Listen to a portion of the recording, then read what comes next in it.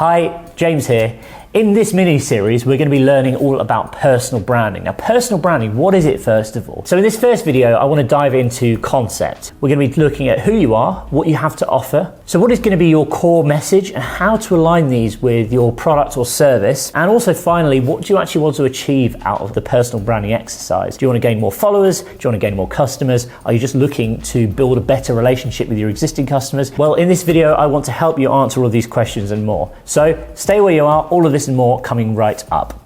All right, so what I want to do is give you a very simple and straightforward framework, which will really help you to start defining and building your personal brand. This is really like the foundation where you need to start off, because I think it's important to begin with just to get a good feel for exactly what it is you're going to be offering, the kind of points you're going to be getting across. And if you can get these things right, it's going to make your whole content creation process really straightforward. So I've created a little presentation and the three pillars are as follows. Firstly, mission and core values, really defining exactly what it is you're offering, what it is you're going to be talking about, and what do you stand for as a person, and what do you stand for as an extension. Perhaps you have an existing business brand or a corporate brand or a startup. How can you as an individual be an extension of that? Next up, your story. This is really about how you've got to where you are today and things you've learned along the way. Finally, looking at your actual audience. I think it's really crucial to define who your audience is going to be and kind of get a bit of an understanding for what sort of product you might offer them, what sort of price point that will be up and all that kind of thing. So we're going to touch on each of these things today. So let's dive in. Firstly, your mission. Now this is really the why. Looking at what you're passionate about, basically the stuff that you've been figuring out in your business, perhaps you've been learning, that directly relates to your audience's wants and needs. And also it should be really based on real life experience too, not just theory. I think it's always important to actually speak from experience because it comes across a lot more authentic, and also you can deliver more value by speaking from experience as well. And this can be personal learnings, also your professional expertise, things that you've figured out on your business, things that you've learned when working with different clients. But really this is about defining exactly the subjects, the core topics that you're really going to be talking about in your personal brand. Next up, what are you good at? Things that you're constantly doing all day, every day in your business to help clients or to work with your colleagues. How can they be translated into something that's on screen, something that's translatable into content that you push out on social media, content you push out on your website, videos that you create, images that you create, etc. And really trying to figure out what your magic ability is. So for example, when it came to defining my personal brand, I looked at the fact that I've worked with thousands of broadcasters and podcasters over the past 10, 15 years, helping them creating their presences online, helping them grow their audiences, and also along with the technical stuff, like how to connect together the physical equipment that makes a good podcast or makes a good video, and basically translating this into content that we can then use to attract the right kind of audience. Also, how can you translate your knowledge to help other people learn and really apply what you've learned from your journey to their journey? So really, if they're going through the same kind of process that you might have already been through, how can you translate that into content that's actually going to be right for people and also help people? Next up, what gives you credibility? Basically, you need to label yourself accordingly based on your experiences. Don't claim that you have a PhD and that you're a doctor and that you're an engineer at NASA when you're not, okay? But ultimately, perhaps you work in an industry where, accolades, qualifications mean something. That can be really, really useful to actually point out that you have a PhD in rocket science or whatever it might be. I don't have a PhD in rocket science, and really the industry I work in isn't kind of based heavily on qualifications. My credibility comes from the fact that I have run couple of very, very successful businesses, the fact that I have helped and worked with thousands of clients in the spaces that are relevant to the content I'm pushing out, and also the fact that I'm willing to actually help people and kind of go that extra mile to make our clients successful. So really this is kind of about figuring out what gives you credibility, as I say, and trying to kind of get that point across in your videos. That's not, you don't want to be coming across too arrogant, too pushy, but like a subtle sort of indirect way. And I think if you can define this from the get-go and actually have a think about, what is it that makes you an expert in the given field, and just sort of start to form that into sort of a framework, some patterns, it will set you up for when you're appearing on podcasts or when you're appearing on videos. Basically this is the why people should listen to you. And finally, let's look at what is the goal of doing this personal branding exercise? Is it to increase awareness? Is it to generate more leads? Perhaps you want to grow your network. Maybe you want to actually monetize your digital presence, e.g., you haven't actually got a business or a product or a service right now, but what you're looking to do is package up your areas of expertise or knowledge into some form of product, and I'll touch on that a little bit later as well. Or maybe it's to perhaps unlock opportunities, speaking engagements or publishing deals or other kinds of business opportunities, joint ventures, etc. Personal branding can help massively with all of these things. For me, it was really increasing awareness and using my personal brand as an extra funnel to drive people to my businesses. So, generating more leads and just kind of positioning me as an expert in a specific type of field. That was my why. And that was kind of like my goals behind this exercise. And also, being able to measure this stuff, I think is quite important too. So the second pillar, if you like, to a strong personal brand is a good story. How do you craft your story? This is really the what. This is telling your viewer, who you are, what you stand for, what you've overcome, what your historical story has been, where did you get to where you are today, and what obstacles perhaps did you overcome along the way. Again, touching back on what is that mission and also what makes you credible. So it's like taking all of the things from point number one and sort of turning them into a story that's kind of, you can reel it off, no time at all, and it will just give people a very broad level overview of exactly who you are, what you stand for, and how you can help them. Sort of see it a bit like an elevator pitch. So remember the 3 C's: character, conflict, and conclusion. Character. First of all, who are you? What is your personality? Now, I think it's really important that your, on-screen self, your personal brand, is really a true representation of you as a person. Don't feel like you should try and be someone you're not. Remember that people sort of speak to you all day, every day anyway. People look at you all day, every day anyway. So, don't get too kind of worried about, for example, like I never dress up for work. I don't go into work in a suit. Therefore, I never wear suits in my video. I think also, some people kind of freeze up and feel like they have to be all sort of formal in front of camera like this and like a news reporter or something. Ultimately, I don't know, maybe you're in some sort of really specific scientific industry and therefore you want to act in a certain way and have to portray a very professional image or financial advice or something. But for most people, just try and be your authentic self. Okay, conflict. What have you overcome? I think this is really important, and if you can show that you have faced certain troubles or faced certain sort of obstacles along the way in your journey and demonstrate how you've overcome them, it just makes you feel a little bit more real. Not everyone's perfect, not everyone's like got superhero talents or whatever. If you can kind of demonstrate conflict and resolution in your story, I think it's really, really powerful. Finally, conclusion.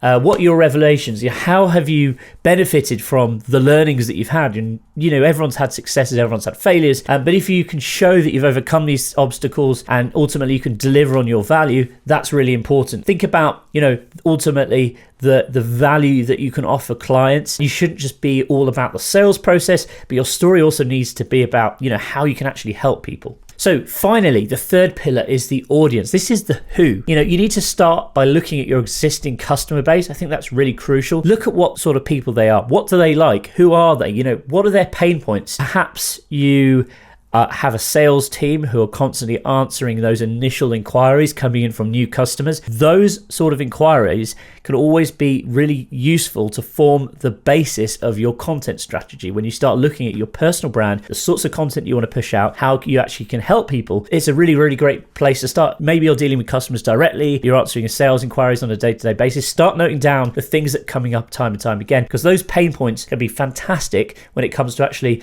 not just getting a good understanding of who your audience actually is, but also actually forming your content strategy as well. Finally, where does your audience want to be? What are their goals? What are their ambitions? And how can you help them take them along that journey to get from A to B? Okay, next up, it's about knowing your product or your service inside out. So first of all, look at what you're selling, learn about your USPs. I think it's really, really important that you have that kind of down to a T and you understand the value of what you're delivering and how your personal brand can actually be an extension to that and complement your existing product offering. What makes you better than competition?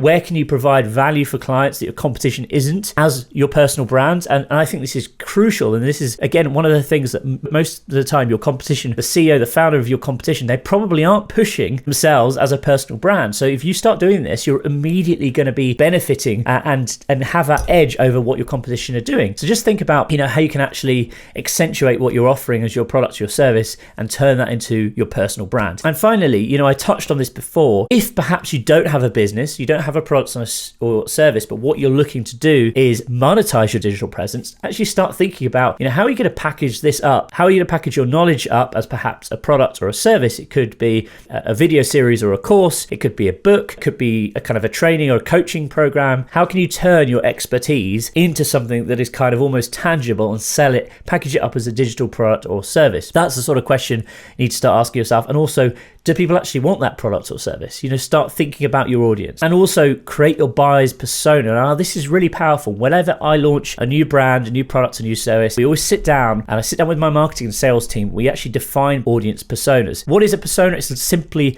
like a make-believe person. Sometimes you can give them a name, you can give them an identity, an age, a sex, give them a job title, etc. Try and figure out who your ideal client might actually be. And then once you've kind of got this idea of the person, sort of look at things like, what is their income? Are they actually going to be able to afford the price point? And this can help you with all sorts of things in terms of defining your price, because ultimately there's no point of selling something, to the wrong audience who just don't have the budget for it. So it's really, really useful actually being able to define an audience persona. And I think it kind of just helps you kind of get into the psyche of your audience, which I think is massively useful. Okay, also social media. This is really the core of where every good personal brand needs to sit these days. Yes, of course, you can go out onto other platforms. It doesn't have to be limited just to social media. But if you think about the sort of 6 or 7 key social media platforms, so I'm talking about Facebook, Twitter, Instagram, LinkedIn, really big one right now, especially in the business world, YouTube, TikTok, and then the sort of 7th isn't really a social media platform, but I kind of consider it part of that sort of group. Obviously, it's podcasting, really, really important for personal branding and very, very quick method to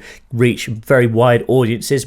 I've covered this in some of my other videos, and we'll probably touch on this later in this kind of mini series as well. But if you think about these 7 different platforms or 7 different outlets where you can push content out, where are your audience hanging out? Now, it's always useful to try and have a good idea of this from the get-go. When I first started my personal brand, and this was only really like at the back end of last year, like September, October time, I was like, I'm going to just post across everything. Now, that's fine. It kind of does burn you out a little bit because you've got to try and craft content for each platform. There are some tricks that you can use to cross-purpose and reuse content. However, what I would say is you will find naturally that your audience will be hanging out on one of these platforms more than others. It's not necessarily going to be the case that everyone is equally on every platform. So, for example, I found over the past 6 months that YouTube and LinkedIn are kind of really, really good platforms for my message and what I'm trying to push out. Facebook's less effective, Instagram's not effective, and I haven't really bothered with TikTok at all. Again, I've heard lots of people say that they're really killing it on TikTok at the moment, but try and figure out, where your audience is actually hanging out. So that is my 3-step framework to defining the foundation of a solid personal brand. It doesn't need to be any more complicated than that. Please don't overthink it. Just go through those points, try and get it written down into some kind of document, or even just get it written down on paper and start getting together the basis of exactly what you want to achieve, who you are, and what your story is going to be, and also who your audience is, very crucially. Now, next up, I want to talk to a personal branding expert. So we're going to cut to a little interview I did with Ash Borland, who is absolutely killing it in this space, and he's got some great tips for you. So let's cut to that interview with Ash. All right, Ash, thanks for coming on. Please feel free to start off just by introducing yourself. Tell us a bit about who you are and what you do. So my name is Ash Borland. I'm a personal branding coach, and I work on a one-to-one basis, clients, individuals, on helping them stand out from the crowd, really. So helping them build, establish, refine their own personal brand. And I think personal branding is one of these things that's, I kind of wanted to start at the beginning. Like, everyone's talking about it at the moment. I think even 5 years ago, it wasn't really a phrase that was going around much. So I'm kind of curious to start at the beginning. Like, what is your definition of a personal brand? Personal brand. I love how you say that, because it's so true. It's a buzzword, but it's becoming massively more relevant as time goes on. Personal brand for me, you're going to have probably, I know you've got different people, it's going to be interesting to hear how people say it, but for me, it's purely reputation management. Okay. Which is quite a strange take on it, but there's a method to the madness. So what's your view on what reputation management is? Because I always hear that phrase, and I always think about celebrities who have said something stupid in the media that Yeah. they shouldn't do, and then they kind of freak out. They get this big PR team involved, and that's my impression of what reputation management is. So I know it's interesting because the story for me with personal branding is I discovered when I was my previous career was I was in performing arts. So I was an actor, singer, dancer, all that stuff. And I started to realize that's when you build this personal brand. You start building this persona around yourself, going back to reputation management. Now, when I started to look deeper into it, doing more research into it, you start to realize that we as human beings are lazy, sadly. We don't have enough time. And one of my mentors is a behavioral economist, and he was talking about this. And the more time we choose to be about 20% of our life we actually take in, and the other 80% we just ignore. Why I talk about reputation management, how personal branding can be so manipulative, is we all have a friend. We all have a friend who is the football friend. Oh, the funny friend, the friend down the pub, the friend from work. And that's because we pigeonhole. So what happens is we pigeonhole people and put them into that slot. And the reason we do that is because we're cognitively lazy. That's in our 20%. We can't waste time on other people's kind of lives more than, oh, you're the rugby guy. Now, when I talk about reputation management, what I discovered when I started to do this in multiple different businesses is you can manage your reputation so that you become pigeonholed the way you want to be pigeonholed. If you do the right things and lay the right foundations, people start going, oh, you're the personal branding guy. Right. And I've done loads of different career paths and always do the same thing. It takes about 3 months, and you re-educate people to pigeonhole you in their cognitively lazy brains the way you want. And that's where this idea of, there's this really good saying that people say, which is visibility is more important than ability. That's what we're doing. So with personal branding, in my opinion, you're showing the world what you want to be known for. So you are showing your personality, of course. You're showing it in a focused way. So I'm training you so that you contact me saying, I want to talk to you about personal branding, because that's all I talk about. And it's a similar thing with anyone. You can do it with any topic of any kind. So if you don't take control of this narrative and do the reputation management, your reputation is being formed anyway. I think that's a really good analogy, actually. I've never really heard it described like that before, but actually I think you've really hit the nail on the head. You want to become known as the ... guy or girl. Yeah, everyone now wants to create a personal brand. I think people are paying more attention to it. Like even in my own story, like I was very much the face of what my early businesses. And then when I sort of started growing the team, I sort of took a step back. I thought I don't actually want to be the one who's constantly seen as that business. And then I feel like I've kind of gone 360, because then I sort of stood back from the camera a bit, and then now I've started to really focus on this more over the last sort of 6 to 8 months. Why do you think it's become more of a thing over the last couple of years? Well, there's a couple of things with it. Generations have changed. The internet has changed. I think it's a rise of the independent business owner has come back. The high street is back. It's just online. And I love this when I've been to a couple of networking meetings and people say the high street's dead. And I'm like, it's really not. You just need to evolve. The Gen Zs and the millennials, which are now, millennials aren't that young anymore. No.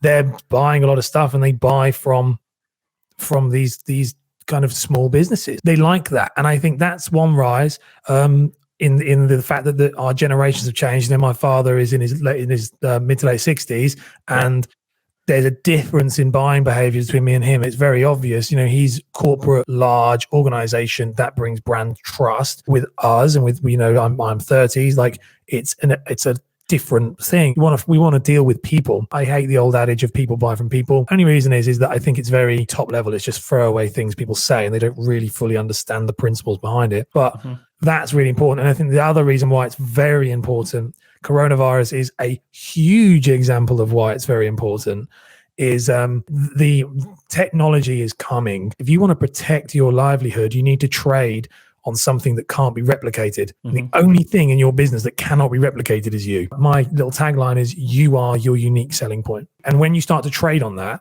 no one can copy you. And I think people are starting to realize that as time has gone on, and especially with coronavirus, people who hadn't built this personal brand, a lot of businesses, I had a mad rush of clients all of a sudden go, we need to work together, because all of a sudden it's really relevant. People who didn't have a community, didn't have an online presence, when you strip away that face-to-face interaction, it was gone. I'm a big advocate of using the two together, physical and digital identity, push them together. It's a cohesive experience. You buy the album and you want to see them live. If both are good, you love them. If you go and see them live and they're shit, you don't like them. And it's as simple as that. That's interesting. And so Because traditionally, you'll start a new business and you think, okay, I'm going to brand the company. I'm going to brand my startup. So you're saying, you should have both in unison now, really? So I've done both. I've done the good thing with all this. I've done everything wrong and then recorrected it all the time. You should do them in unison. When I built up my business, I called it Camera Shy Creative because it was very lovely and sounded very nice.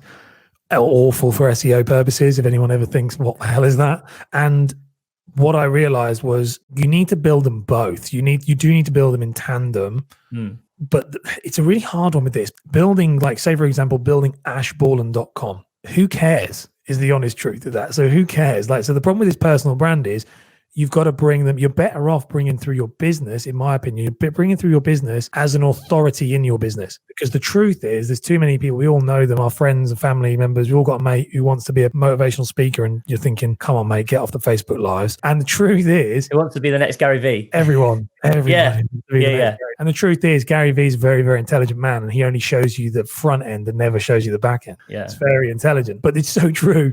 And that's where I'd say with the two is, I think you need to come from a business point of view first, because they come for the information and they stay for you. Skills, experience, personality. That's like this tier of, like, the bottom layer is skills, experience, personality. If you try and build a business on personality alone with no skills or experience in regards to your personal branding, that's your mate. That's our mate trying to be a motivational speaker. But when you build it from the ground up, that's skills and experience, and then you show those skills and experience through your personality, then you're onto a winner, really. What would you say to someone who's trying to build a startup? Say you want to exit 5 years down the line or 10 years down the line or whatever. If you've got too much weighted against you as a brand, is that a problem for someone who then wants to acquire a business and then run it? Because this is where I have sometimes a bit of a conundrum, because I think, okay, well, you want to build this company that's kind of almost like packageable and then sellable. It can either be acquired by another business or merged with someone else or whatever. But then if it's too focused on you as an individual, and obviously, there might be a crossover period. So a lot of startups will, the founder will sell and then they'll be still working with the company for 6 months to a year or whatever it might be. Yeah. But then at that point, they need to move on. They need to move on and do something else or start a new company. I think, obviously, if you've built that brand, you've then got the value to take to a new business, whether it's something you're starting or another business you're going into, whatever. I also think, if you focus too much on you as an individual, does that then devalue a corporate entity or a sort of startup you're trying to create? I think the answer is yes. I think it does. I think it's a really hard one. I think everyone I speak to about it, they all look for the win-win, and I don't think there is one with that. You need to understand why you're building the business. So if you're building the business because you want to be the face and you want to be the authority in your space, look at Tony Robbins. He's got multiple businesses that run without him. But if the idea is to sell the business in the future, I think you have to walk a delicate line, because if the business can't function without you, we showed about Gary Vee a minute ago, but I think I listened to one of his podcasts about a year ago, and he actually said, if I died tomorrow, my businesses would shut. He literally said it on the podcast. And I think, you got, what do you want? Do you either go all in on one or you tiptoe between the two? But I don't think there's any,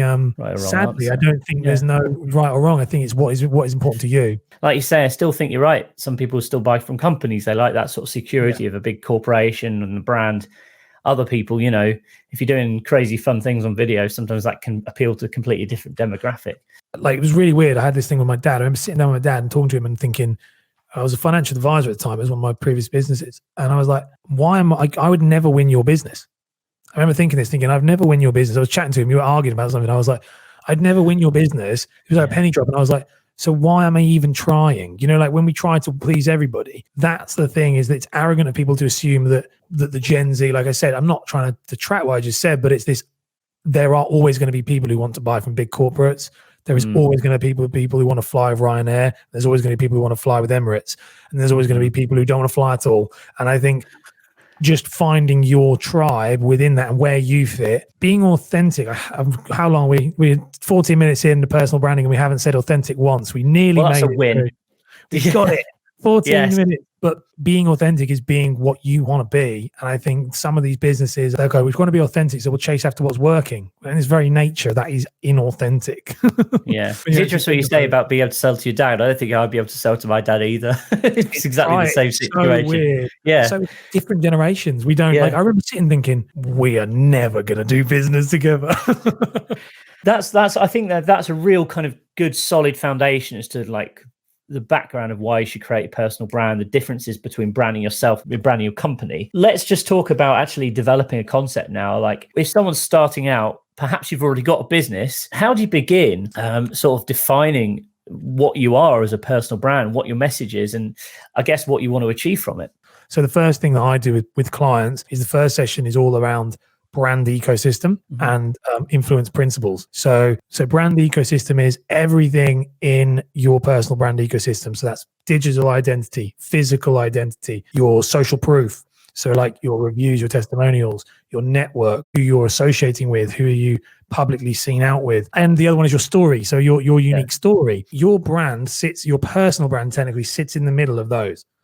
And all 5 of those should be singing off the same hymn sheet. And if they're not, it goes back to the thing we said about the band being live and then buying the ticket and not being the same. So they're all 5. So we always straight away look at your own brand ecosystem and say, are all 5 of those things on point? But then once you know they are, and if they're not, then how can I keep them in line? And it's hard to keep them in line because you can quite easily go off. And then the next thing you need to do is look at your influence principles. So that's like reciprocity, authority building, and social proofing. Again, that's another that goes back across. So that's the first thing. So are you building reciprocity? So are you creating value added content? Then the next thing we do is we would look at positioning yourself. So are you positioning yourself in the market in the right creator archetype? So for example, there's an expert, an enthusiast, and a curator. And depending on which one you want to be, then are you positioning yourself as the expert? So in other words, stop posting photos of you in the gym if you want to be known as the guy, the personal branding guy. Do you know what I mean? If you want to be the go-to person for finance, a lot of my clients I work with the finance, you want to be the go-to guy for finance. I don't want to see your children. And I don't mean that horrible to put it from an expert perspective. Your content has to come down showing like building authority. That is a lot to take in. I think interestingly, the curator option, there's a lot of people who get really freaked out to begin with on what sort of content they should be pushing out. So actually the idea of curating content and just being able to report on stuff that's happening in your industry, sometimes I think can be really useful and a great way to quickly kick things off without spending loads and loads of time thinking about, what am I going to create? And certainly for people who perhaps aren't that comfortable in front of a camera and don't really want to get fully stuck in, actually almost acting like a bit of a journalist can sometimes be a good way forward. 100%. I mean, all 3 of them. I like to say to people, all 3 are influencers. So we're striving for influencers, not Instagram influencers, but influencers themselves. All 3 will make you a ton of money if done consistently. Where people go wrong is that they do a bit of everything. Right. So, okay. And the problem with that is, so for example, if it was me, you tune into me for my personal branding content, which is expert content. It's the how-tos, it's the authority building. Then I start talking to you about, I don't know, the gym. And you're thinking, well, what is this? And that's my enthusiast content. It's the stuff I like to do. I like to work out. I do all that stuff. So I'm thinking, well, Ash, I've just tuned into you to learn about personal branding. I don't want to see that. And then I start sharing articles from other people's content saying, look at this. This is really good. This got me thinking. Now, the problem is, goes right back to the beginning of pigeonholing. We're following people for a specific reason, education or escapism. Which one are we following you for? And if I am confused by what you offer me, you might be falling over at the first hurdle by not providing the information they wanted. And it's so simple. Mine was strip away all the crap and the bullshit and just talk about personal branding. Then people started wanting to know more about me. Got it. That makes perfect sense. So I think one of the questions I've got about that is, how do you decide which is right for you then? Because I think certainly the curation thing, I think sounds really interesting. It's like a quick start for someone who doesn't want to have to create loads of content themselves. And, there are loads of industry publications and people have built pretty big names for themselves just by doing exactly that, basically acting like a journalist. But then I've always been really passionate about creating content. I like to be in front of the camera. I like having conversations like this because I just find it so fascinating. And I'm quite happy doing it. It's naturally what I like to do. So I think, how do you initially get clients to define exactly what it is that they want to do or what's right for their business, I guess? Most people, if they come to you, like as for me, if they're coming to me, most of the time if you've decided you want to build a personal brand, you usually are wanting to be an expert. That is like 99 times out of 100, because they reach out to me and say, can I work with you? That means they usually want to be seen as the go-to guy in their industry or the go-to girl. And the thing with that usually weeds it out. So the other, like that's kind of the idea. If you're looking to be the authority, so the one that everyone looks to, then the expert is the one. If you're looking to be the entertainer, then the enthusiast is the one. So the curator is more just providing a service. Lad Bible is like one of the biggest curator sites, and the curator sites do really well. Meme account, fan pages, really well. But I think majority of business owners, they want to be an expert because that's how they get more money. They can charge more higher rates if they've got more authority. Yeah. Also, I'm a big believer that if you deliver value to a marketplace, it pays off because people will automatically be drawn towards you. 100%. Well, that's the reciprocity well. I call it reciprocity well. So if you give something without respecting something in return, I feel obliged to do it. Where we go wrong is the moment you slap a call to action on there, contact me, here's his number, you actually reduce that reciprocity effect massively, because now I know it's a sales pitch. And that's a really clever way of getting around that, is don't put any call to actions, because if they're on social media, they know how to contact you. If they click on your face, they're going to contact you. I've always very much been a big believer in call to actions at the end of content. I think if you create a 10-minute YouTube video teaching a specific subject or telling people about how to do something, you put call to action at the end. It's a good way of kind of measuring a KPI. I've always seen that as a kind of an entrepreneur or a marketer. So yeah, I've kind of got a conflicted point of view now. Because actually, my approach has always really been, okay, you teach someone something, and at the end of it, the call to action is you giving away something else. So it might be like, here's a PDF download, or here's a video teaching you X, Y, Z. So you're saying don't do that. Oh no, so things like that, like soft call to action. So you're coming from a marketing point of view. That's good. So that's good, because that's sending them down the rabbit hole. Don't get me wrong, that's good. Right, okay. That's giving them more content. What I mean is, call me. Right. At the end of this, if you want to know more, call this number. If you want to do this, make sure to reach out. And the moment you try to sell to me, so it's all to do with this reciprocity. And I love this. This theory is everything. And to be honest, it's the foundation that you should build your brand on. We all say add value, but add value is just what we're trying to do. But why we're trying to do it is actually we're trying to let's say fill the reciprocity well. There's too many people trying to scoop water out that well that haven't put anything in. Yeah, I'm completely with you there. Hard sales pitch, go and sign up, start your trial or whatever. Yeah. As soon as you say that, I'm like, no, I'm not interested. Whereas if you give, and don't get me wrong, it's a leap of faith. Like when I set the last business up, and we did that, you have to go against your gut feeling because you really want the sale. But after a while, and you consistently show up, people start to go, like every phone call I get now with a new client, I don't do any outreach. And I have that with my clients. I've never done an outreach call to a client. I've never asked someone about the services. Most people don't even know what I do unless you inquire. And the idea with that is the reciprocity levels is so high in my favor and that's what anyone can do. And the other thing is moral. You feel good. You give more than you take. Yeah, I agree. And it's nice when you get comments, people saying, "Oh, thanks for helping me out there," or "Thanks, I never knew this was a really good video. It's really useful, really informative, etc." Let's finish with, can you recommend, someone's starting out from scratch, everything we've just talked about now, what are the first steps they should take to start sort of developing their personal brand as kind of like a nice overall summary? Go back to the brand ecosystem. Look at your brand ecosystem. That is probably the first thing. So look at your brand ecosystem and think about what it is you want to be known for. So that expert. So go back to those two. I think expert and brand ecosystem there's lots of other things on the foundation, but they're the two. If you can establish that you're going to come in as an expert or as a curator or as an enthusiast, and you have all five of those things in line, and you then just consistently show up, and it's consistency over intensity. Don't be like, again, I keep referring to the gym just because it's such an easy analogy. Yeah. You're not going to lose weight if you hit the gym 7 days a week for 3 weeks and then stop, but you will lose weight if you hit the gym 3 times a week for 10 years. Yeah. And it's one of those consistency over intensity. So I would say that if your brand ecosystem, get your archetype right, be consistent, and literally, to one of my friends who hates me saying this, but it's think like water on rock. Just you will wear through, you will win, because the truth is it's not that difficult, because most of your competitors will not be able to, they won't have that much clarity. First of all, the clarity on those two things will blow your competitors out of the water, because it's all stuff behind the scenes. They won't know you've done it, but you know you've done it. then they're consistently 3 times a week. That's all you need, Monday, Wednesday, Friday. Give it 2 months, 3 months. If you've never missed one, you'll already be 10 times ahead of all your competitors. I think that's really good advice. Ash, thank you very much for your time today. If anyone wants to contact you, they want to find out more about what you do, how can they get in touch? This is where I get to do selfish call to actions now. I told you not to do that. So the best way to reach out to me is on LinkedIn. So Ash Borland on LinkedIn. If you want to learn more about personal branding specifically, then I have a podcast, which is Personal Branding 101. And it's on all platforms and it's 3 episodes a week. So it's quite a lot. There we go. Just like you said, Monday, Wednesdays and Thursdays, is it? Monday, Wednesday, Thursday is 15-minute episodes.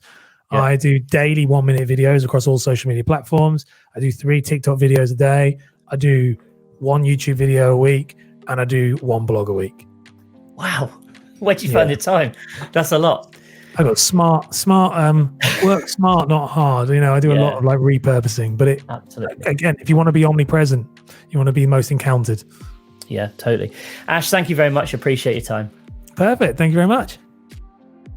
So that's concepting. By now, I'm hoping that you've got a solid grasp of exactly who your audience are going to be and the goals that you really want to achieve by rolling out a personal brand. Now, in the next video, we're going to be looking at visual identity, how you can craft something that's unique to you, expresses your personality, and also, looks great on screen across a variety of different platforms, because it's very important, as I mentioned earlier in this video, that you're rolling out content across a multitude of social media platforms and also your own website as well.